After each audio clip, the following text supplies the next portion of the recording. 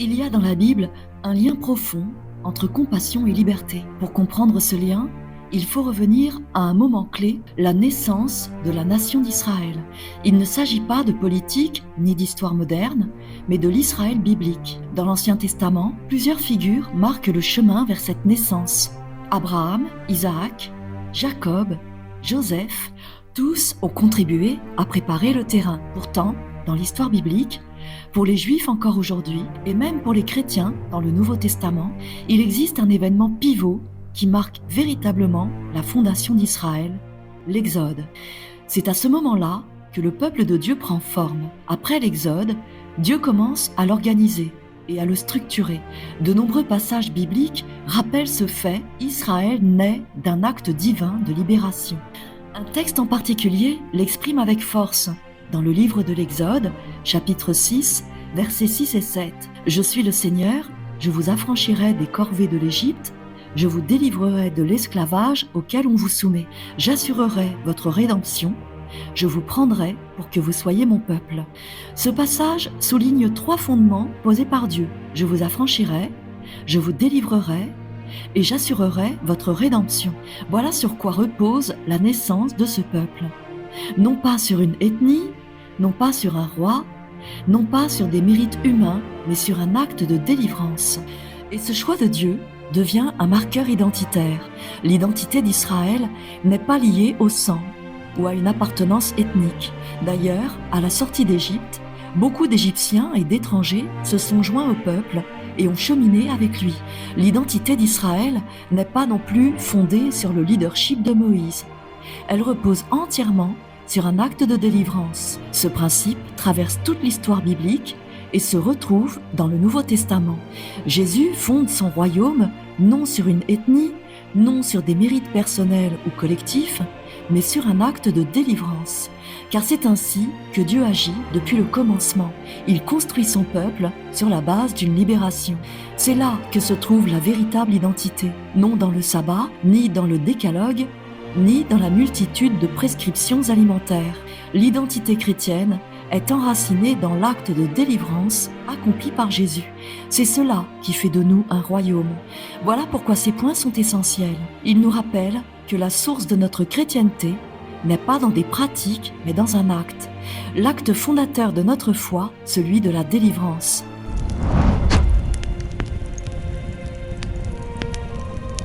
Revenons à l'Exode, ce point pivot de la naissance d'une nation.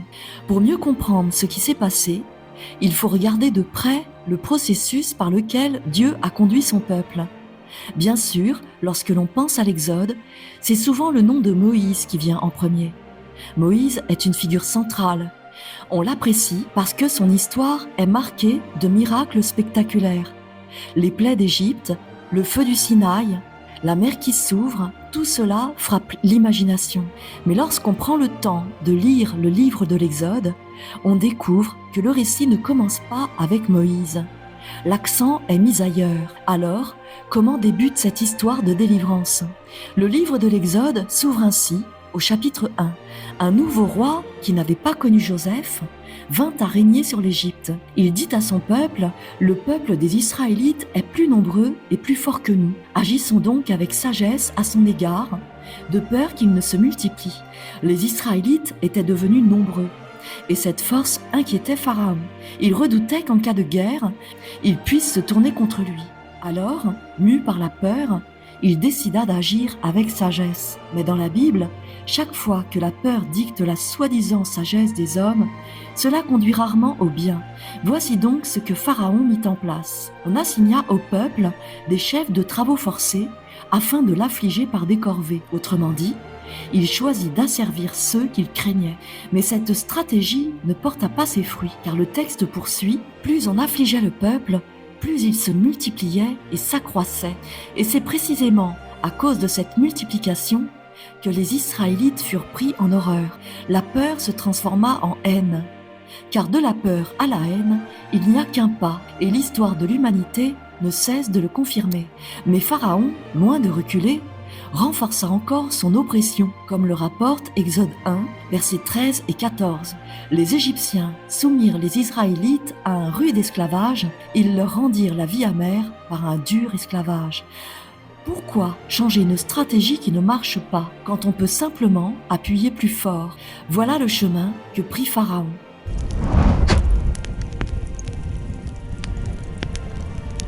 Devant l'échec de l'esclavage pour affaiblir Israël, Pharaon décida d'ajouter une nouvelle stratégie.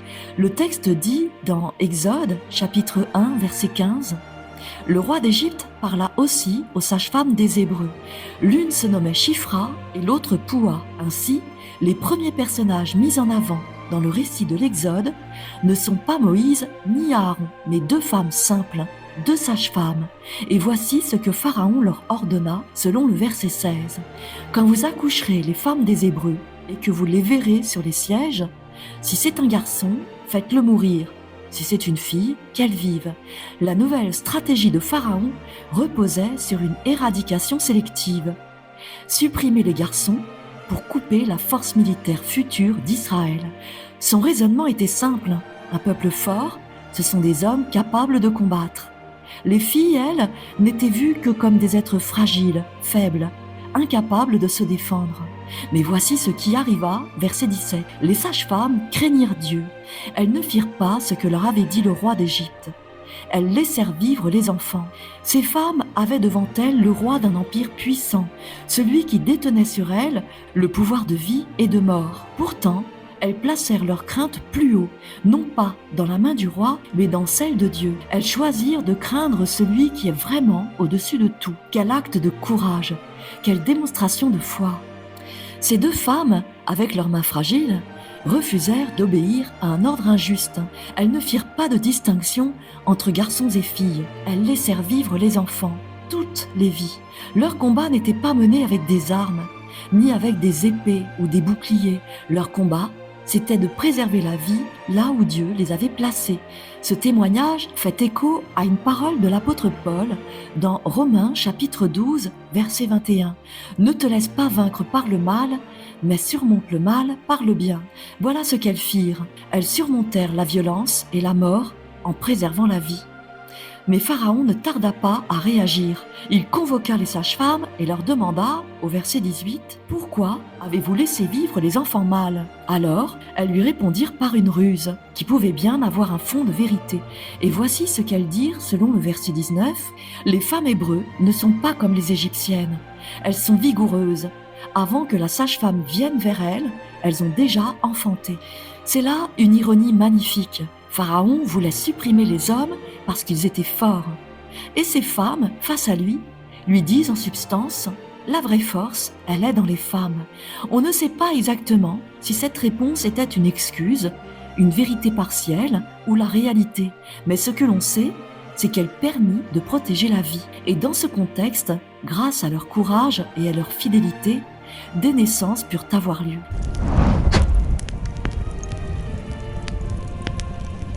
La Bible nous raconte, dans Exode chapitre 2, versets 1 à 3, un homme de la maison de Lévi prit pour femme une fille de Lévi. Cet homme disparaît presque du récit, car ce qui compte vraiment, c'est cette femme. Elle fut enceinte et mit au monde un fils. Elle vit que l'enfant était beau, ou plutôt dans le texte hébreu, le mot utilisé est tov, qui signifie bon. Ce mot rappelle la création du monde dans Genèse 1, lorsque Dieu regarde ce qu'il a créé et dit que tout est tov, bon et parfait. Cette mère reconnaît dans son fils ce qui est bon, et elle le cacha pendant 3 mois. Encore un acte de courage et de défiance. La règle imposée par Pharaon était que tout enfant mâle devait être tué. Pourtant, cette mère choisit de préserver la vie de son fils, de protéger ce qui est bon et précieux, ce tov. Elle le cacha donc 3 mois, préservant ce qu'elle savait juste et vital. Mais un enfant grandit vite, et bientôt, il devint impossible de le cacher. Alors, dans Exode chapitre 2, versets 3 à 4, elle prit une caisse de papyrus, l'enduisit de bitume et de poix pour la rendre étanche, y plaça son fils et la déposa parmi les joncs au bord du Nil. Un acte incroyable de foi et de confiance en Dieu. Elle ne pouvait plus protéger l'enfant par elle-même. Tout ce qu'elle pouvait faire, c'était le confier à la providence divine. Le texte souligne encore un détail, la caisse de papyrus. En hébreu, le mot employé est le même que celui utilisé pour l'arche de Noé. Tout comme Dieu avait préparé une arche pour sauver Noé du déluge, cette mère prépare une arche pour son fils, enduite de poix pour qu'elle soit imperméable. C'est une image puissante, une mère qui agit à l'image de Dieu, construisant et protégeant la vie qu'il a donnée. Dans un acte de courage et de foi, elle abandonne son enfant et prend des mesures concrètes pour le sauver.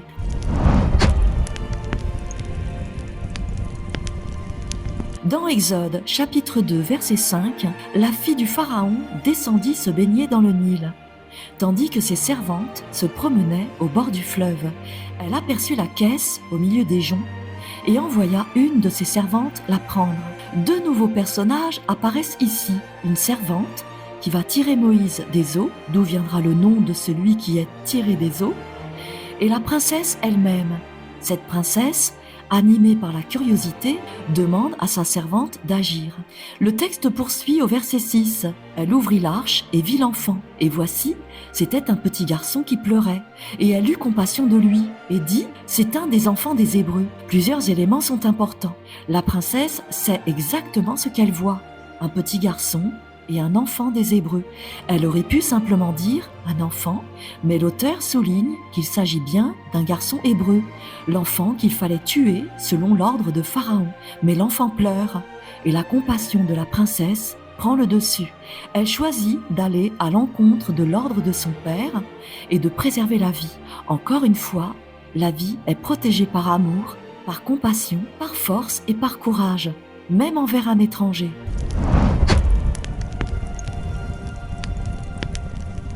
La grande sœur de Moïse suivait la petite arche et surveillait son frère pour voir où il allait. Comme nous le lisons dans Exode au chapitre 2 verset 7, elle prit alors la parole auprès de la fille du Pharaon, un acte de courage remarquable pour une jeune esclave hébraïque. « Veux-tu que j'aille t'appeler une nourrice d'entre les femmes des Hébreux, afin qu'elle allaite cet enfant pour toi ?» Cette petite fille propose ainsi une solution pour sauver son frère. Pour une esclave, s'adresser à la princesse d'Égypte et influencer sa décision est un geste audacieux. La princesse accepte la proposition et l'enfant est confié à sa mère pour l'allaiter. Plus tard, au verset 10, quand l'enfant eut grandi, elle l'amena à la fille du Pharaon et celle-ci le prit pour fils. Elle l'appela Moïse, car, dit-elle, je l'ai retiré de l'eau. La princesse choisit donc d'adopter un enfant étranger et de le protéger sur le long terme. Sa compassion ne se limite pas à un moment de pitié, elle s'étend dans le temps jusqu'à devenir un acte durable de préservation de la vie et de bénédiction.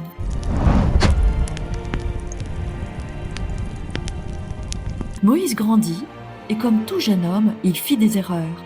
Il s'enfuit alors et se rendit chez un homme nommé Jéthro, qui lui donna pour épouse sa fille. Plus tard, lorsque Dieu l'appela à retourner en Égypte pour conduire l'exode et libérer le peuple d'Israël, un événement surprenant survint pendant le voyage. Dans Exode 4, versets 24 à 26, il est écrit que, au campement, le Seigneur rencontra Moïse et chercha à le faire mourir. À ce moment, Séphora intervint. Verset 25, elle prit un silex, coupa le prépuce de son fils et le jeta aux pieds de Moïse, en disant « Tu es pour moi un époux de sang ». Par ce geste, elle accomplit la circoncision du fils de Moïse, un acte essentiel de l'alliance avec Dieu. C'est précisément ce geste d'obéissance et de respect de la loi divine qui fit que Dieu épargna Moïse. Ce passage, complexe, montre une femme agissant avec courage et intelligence. Par son initiative, elle mit en place un signe de l'alliance et sauve la vie de Moïse. Une nouvelle fois, la vie est préservée grâce à un acte de proactivité et de foi.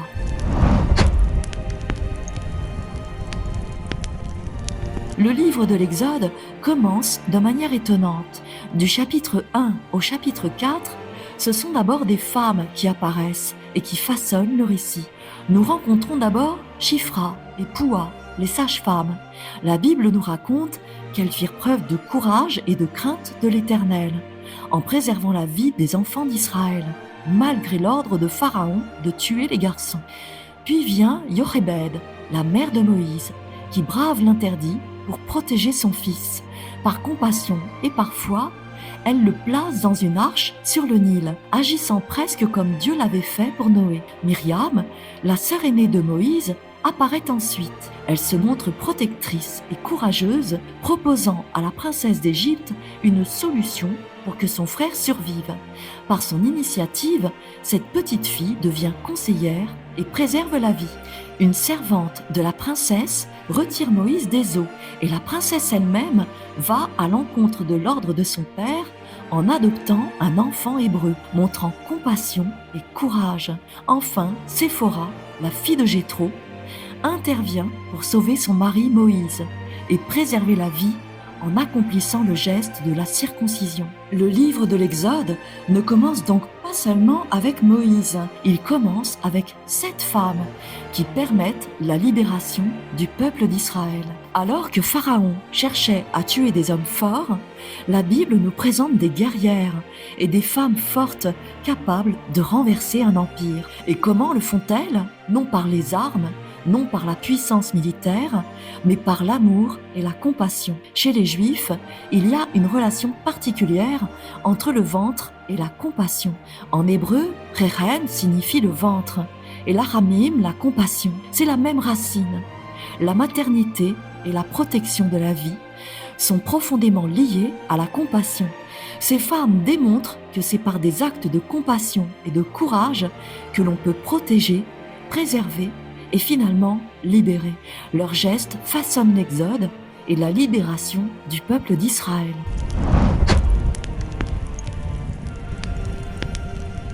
La Bible, un texte patriarcal et vieux de 3000 à 4000 ans avant Jésus-Christ, met en scène des femmes dont l'importance dépasse la simple compassion. Dans Exode, du chapitre 1 au chapitre 4, nous voyons que ces femmes ne sont pas seulement caractérisées par leur amour ou leur souci de préserver la vie, elles sont aussi définies par leur force, leur détermination et leurs actions concrètes.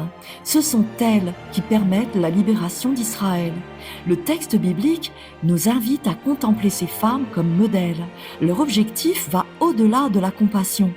Elles incarnent la volonté de Dieu de préserver la vie et d'être une bénédiction. Face au mal et à la persécution que Pharaon impose au peuple, elles surpassent le mal par le bien. Exactement comme le rappelle Paul dans Romains 12, verset 21, « Ne te laisse pas vaincre par le mal, mais surmonte le mal par le bien. » Shifra et Poua, les sages-femmes, apparaissent dans le texte sans que leur identité ethnique soit claire. Peut-être juive, peut-être égyptienne. Elles occupent néanmoins une position d'autorité. Jochébed et Myriam, elles, sont des esclaves, l'une mère, l'autre sœur. La servante qui retire Moïse des eaux et la princesse qui adopte l'enfant appartiennent à des statuts différents. L'une est servante, l'autre princesse. Séphora, fille de Jéthro et Madianite, est libre et vit à l'extérieur. Peu importe le statut, peu importe l'ethnie ou la religion, Dieu utilise chacun comme instrument de libération. Que l'on soit serviteur, esclave, sage-femme, princesse, servante ou libre, sa compassion et sa force peuvent renverser un empire. Dans certains textes du Talmud, les Juifs considèrent même que la princesse égyptienne qui adopte Moïse est appelée Bathia, un nom dont la signification littérale est « fille de Dieu », montrant que ce sont les actes de compassion qui déterminent la grandeur et non l'origine ou le rang social. Ainsi, à travers ces femmes, le récit biblique montre que la libération d'Israël n'est pas l'œuvre des armes ou de la puissance militaire, mais des actes de courage et de compassion. Ce sont ces actes de femmes de statut et d'ethnies différentes qui renversent des empires.